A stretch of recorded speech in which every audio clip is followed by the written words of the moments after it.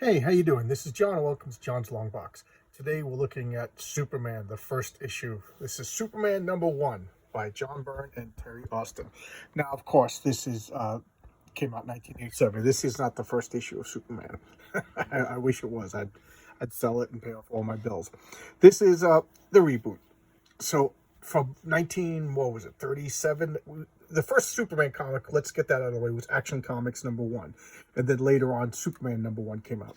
So Superman debuted in Action Comics. And then he was popular enough, they gave him his own title. This is a reboot.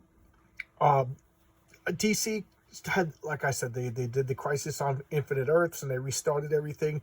And they rebooted Superman. So here we go. And they gave it to John Byrne. And John Byrne, he wanted creative control. He did all three Superman.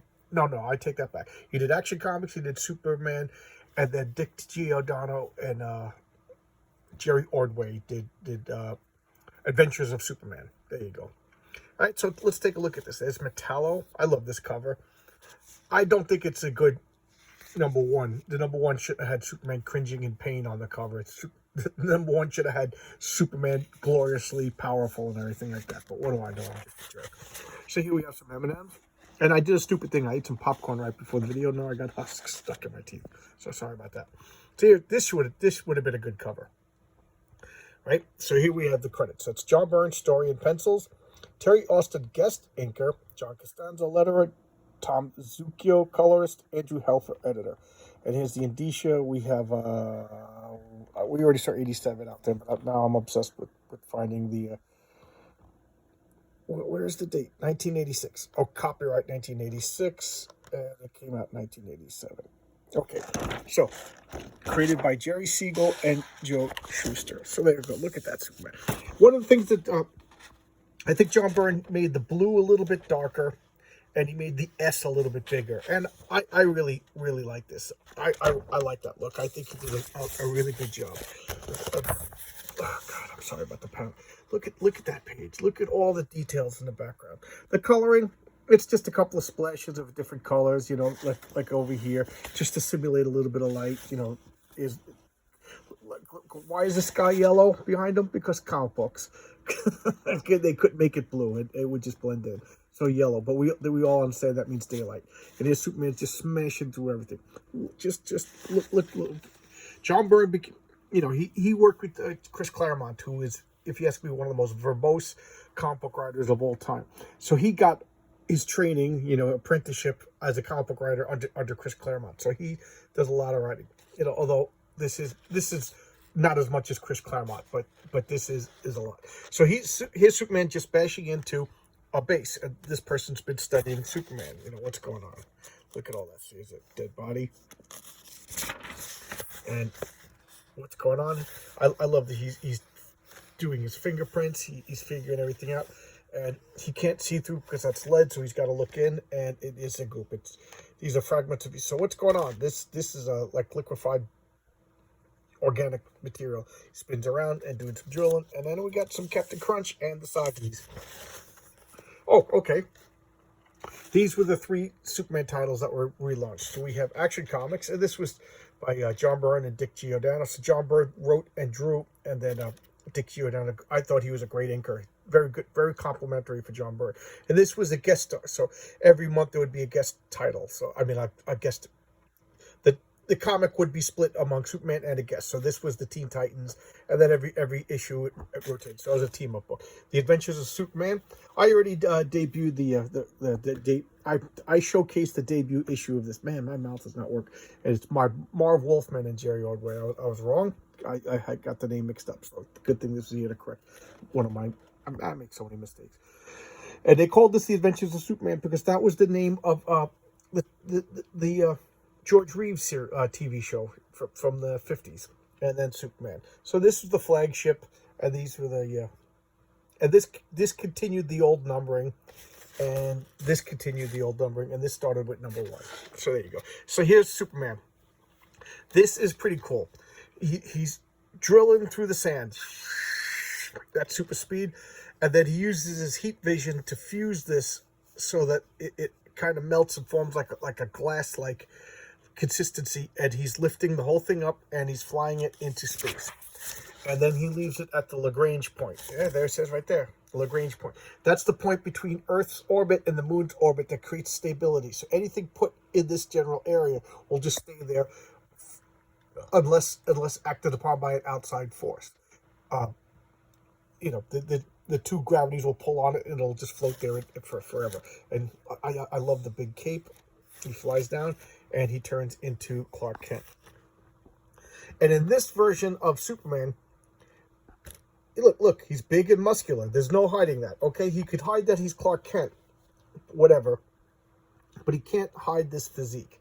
You could dress slumpy, you could slump your shoulders or whatever, but there's no mistake. So they said that he was an athlete. He played football in high school and I think college and things like that. But, you know, he just made sure that he didn't press his advantage. And this is, of course, Lois Lane. Okay, John Byrne always liked strong women, and he always portrayed women strong. But I thought he made Lois Lane, I hate to say it, but she was just like a pain in the neck, just the B word. But so I I don't know, maybe she was a good looker or whatever, but geez, I never would have dated her. And here's this big old super dude bro guy is gonna mac on Clark Kent's woman over here. And then we got laser tag. Okay, and of course Superman. Who is this guy? He's as big as a house. Superman goes to throw a punch at him.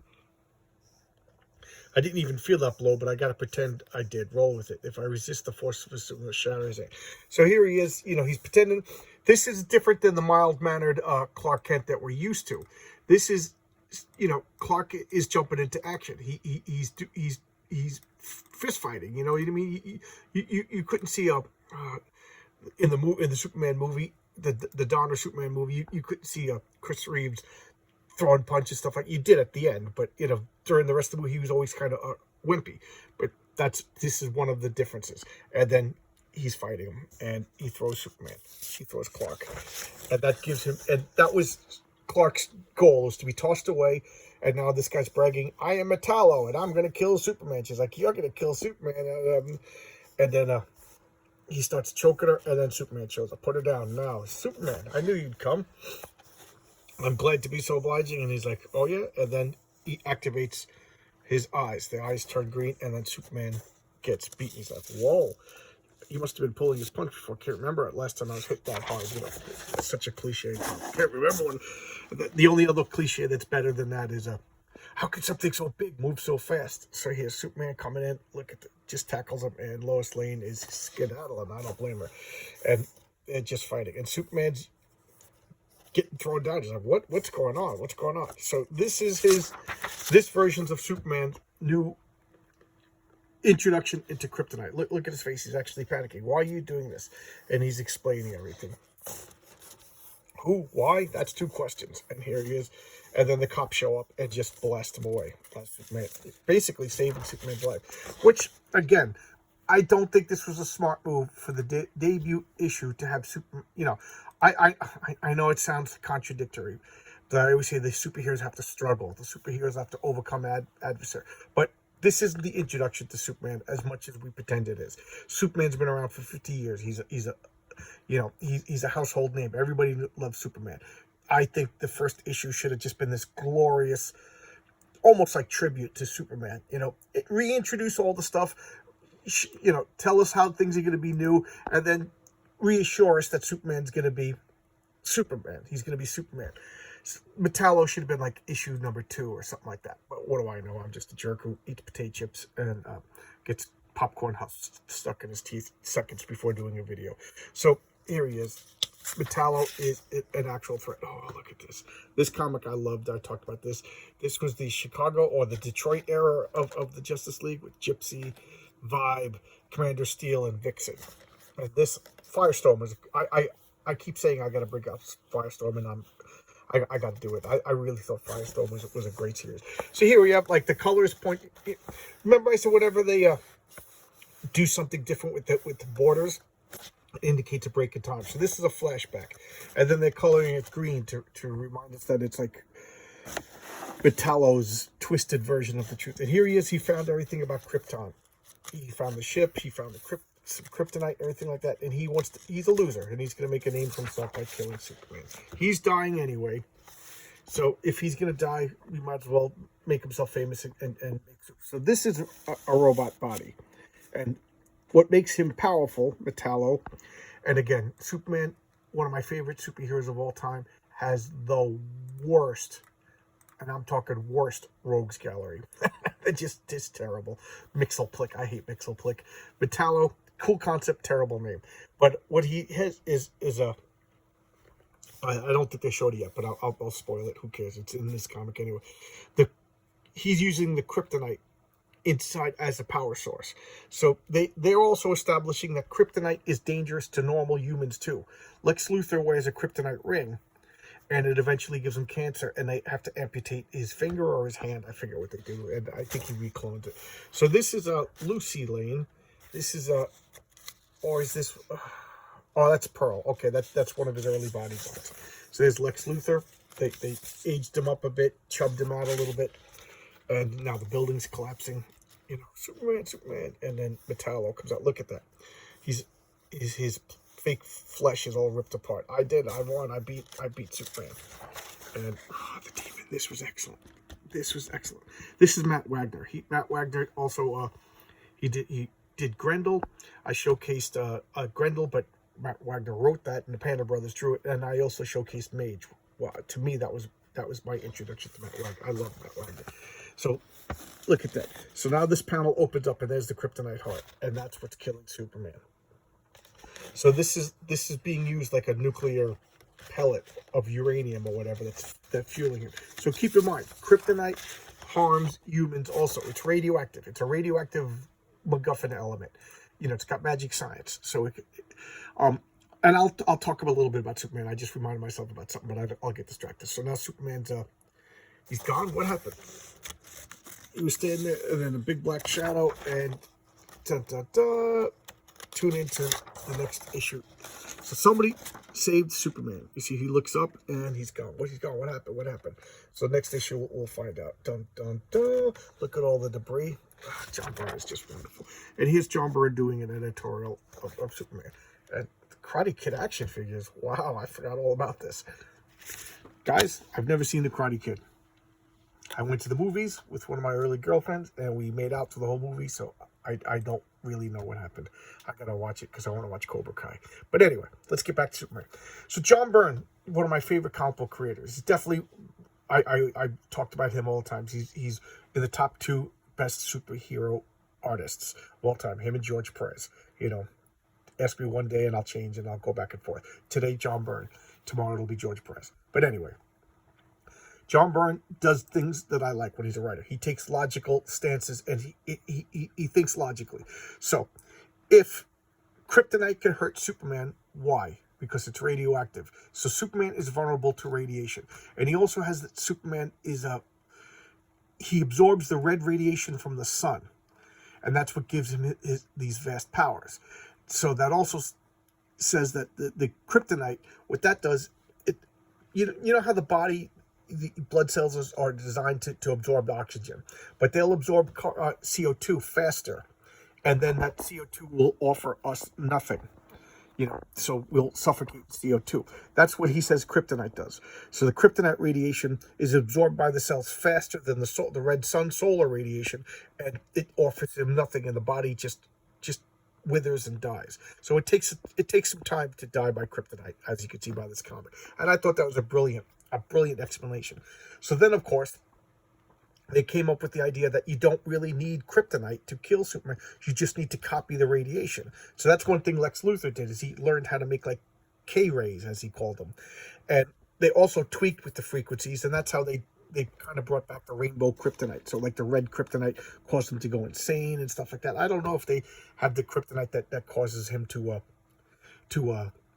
mutate anymore in this version. I don't claim to know everything, but I do know that they had like the version of the gold kryptonite that would make him lose his powers and things like that. So, you know, I thought that was a really neat way to explain this. Another thing John Byrne did was he's a big guy. He's got a big physique, you know, but it doesn't matter how big you are, you can't lift buildings. So what John Byrne says is Superman's powers are psionic in nature. I know that's kind of like retro or controversial or whatever you want to say, but it's a neat way. So what Superman does is he creates a field around himself. It comes off like a few millimeters off his skin, so that's why his costume never gets damaged, because his costume, that's why it has to be skin tight, and that's why his cape is always getting destroyed, because it's not within this intrinsic field that Superman generates. And this field is like a force field that protects him from damage. That's his invulnerability, and this force field will hold up all the weight. So as strong as he is, he's stronger than a normal human because of his Kryptonian physiology, but this force field will support the weight, and the force field will lift things up. So he's not really super strong. He's got this force field. I don't know, I thought that was pretty cool. And then the heat vision is the same force field that protects him. And because what the force field does is it accelerates like energy molecules around it. He could also project that around other things and excite molecules and cause them to get, so he doesn't have laser vision. He just like stares at things and excites the molecules and they get hot. And then later on that ignited the air and he turned back into heat vision and laser vision and stuff like that again. I thought it was a pretty cool explanation of Superman's power. And I liked it at the time. Like, keep in mind, I always like Superman. Superman's is like my favorite superhero. Ever since I was a little kid, we all put the towel around our neck and jumped off and things and tried to be Superman. I watched the TV show with my dad. My dad loved the black and white adventures of Superman. Everybody loved Superman. And but I didn't buy the comics. Of course, I always said that I had comics. Comics kind of just showed up. People once people found out I liked comics and they kept me quiet, people would buy me comics. So, and there was no rhyme or reason to the comics that people would buy me as a kid. So I had a lot of Superman comics, but I wasn't a Superman collector. I wasn't as invested. People were pissed when this came out. This was a big deal. It was like very divisive. Some people loved it. Some people hated it. It's like modern day politics. You like that? Oh my God. And it was very, very, John Byrne was like that. People loved him or people hated him. But one thing you didn't do is you didn't ignore him. Everybody had an opinion about John Byrne. And I know this for a fact because when he took over the Fantastic Four, I was very invested in the Fantastic Four. And this sounds funny when I say it out loud now, but I hated the John Byrne Fantastic Four for the first. Matter of fact, after about 6 months, I quit. I quit the Fantastic Four for the first time in my life. Because I was like, what is he doing? He's changing things. Don't they know they evolved and blah blah blah. I just couldn't deal with it. And then probably like 3 or 4 months later, I bought the missing back issues and I went back, and it's my favorite run. My 3 favorite Fantastic Four runs are the first run with Stan Lee, Jack Kirby, the John Byrne run, and the Walt Simonson run. There you go. That's my Fantastic Four. But we're talking about Superman. Okay, so I have little like I like what he did with Krypton. He made Krypton a cold, sterile place because he said he didn't want Superman to pine for Krypton. He wanted Krypton to be like a part of his past. That was like, okay, that's where I came from, but the Earth is now my home. And I thought that was a pretty good choice. And of course, they retconned it within retcons. And to tell you the truth, I don't know where it stands today. And a lot of people were really upset with the changes to Krypton. I remember some of the old timers that went into the comic show, they were like livid, and I don't blame them, and now I'm one of those old timers that get livid when you change my beloved Doctor Who or Star Trek or something like that. Don't even get me started on Star Wars. So I have now, the old timers that I used to tease when I was a kid. But, like I said, it's easy to blow stuff off when you're not invested. So there you go. Now I'm rambling. I'll stop now. But this Superman, this was a lot of fun. I forget exactly how many issues John Byrne did, but his issues were really, really good. All right. See you tomorrow with another video. Thanks a lot, guys, for checking out my videos. I appreciate it. Bye-bye.